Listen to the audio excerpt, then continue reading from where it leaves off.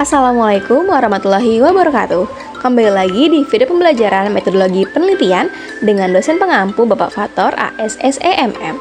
Bersama saya Nabitul Sana dengan akhiran NIM 216 dari kelas Manajemen E angkatan 2021. Nah, kali ini akan membahas part terakhir dari sebuah penelitian, yaitu kesimpulan dan lain-lain. Mari langsung saja kita ke pembahasannya.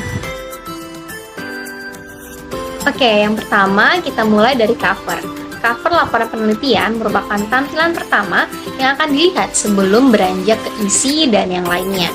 Untuk itu, cover penelitian merupakan informasi utama yang berkaitan dengan penulisan, baik itu bisa berupa judul, tujuan, logo instansi, data penyusun, serta identitas lembaga bisa berupa sekolah, universitas, fakultas, maupun jurusan. Oke, yang kedua ada daftar isi. Daftar isi merupakan sekumpulan urutan bab yang ada dalam sebuah karya tulis yang berfungsi untuk mempermudah pembaca dan memberikan struktur karya tulis yang jelas. Adapun manfaat daftar isi adalah diantaranya yang pertama untuk membuat kesan yang baik, kedua untuk mengelola materi, ketiga untuk memberikan gambaran bagi pembaca apa saja yang akan dibahas, kemudian yang keempat adalah menyediakan panduan, kelima membuat isi dokumen lebih mudah untuk didiskusikan, dan yang terakhir adalah untuk memberikan ringkasan. Nah, yang ketiga adalah daftar tabel. Daftar tabel merupakan daftar yang berisi rincian tabel yang berada dalam halaman atau karya tulis.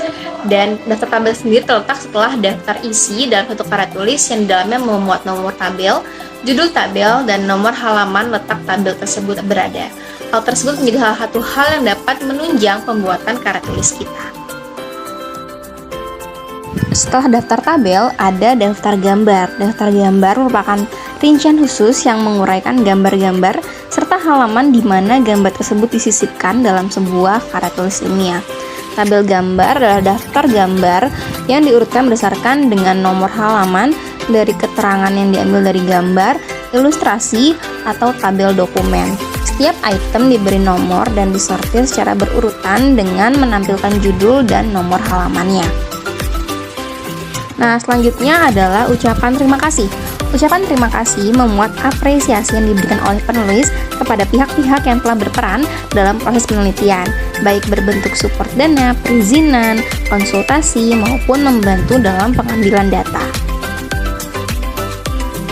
Nah, kemudian ada abstrak.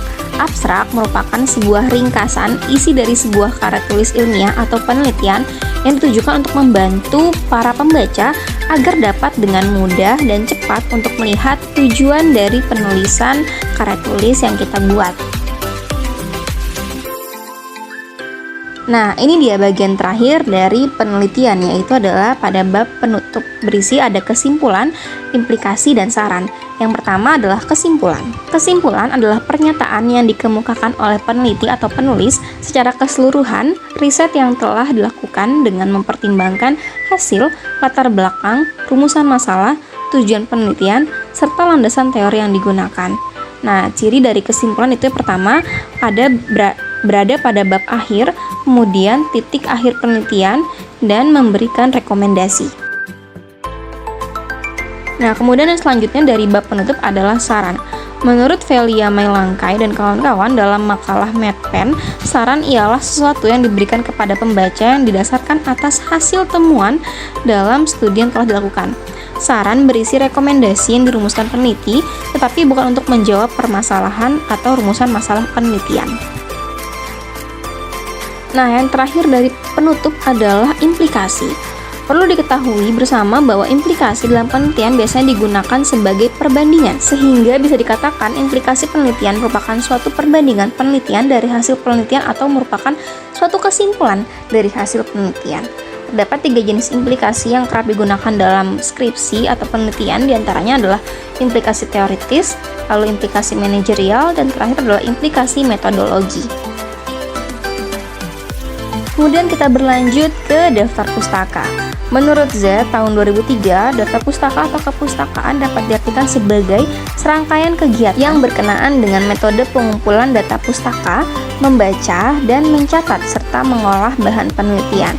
Sumber dari studi pustaka sendiri diantaranya bisa dari jurnal penelitian, buku, media massa, internet, dan lain sebagainya. Nah, bagian terakhir dari penelitian adalah lampiran. Lampiran merupakan bagian dalam skripsi atau karya tulis ilmiah yang berisi hal-hal pendukung dan tentunya berkaitan dengan pembahasan yang ada dalam penelitian. Bentuk lampiran sendiri bisa berupa hasil kuesioner, gambar atau foto, indeks atau glosarium, bagan, tabel, skema, dan lain sebagainya yang berkaitan dengan penelitian. Itu dia materi yang dapat saya sampaikan, kurang lebihnya saya mohon maaf. Thank you so much for watching and hope it helps. Wassalamualaikum warahmatullahi wabarakatuh. Bye!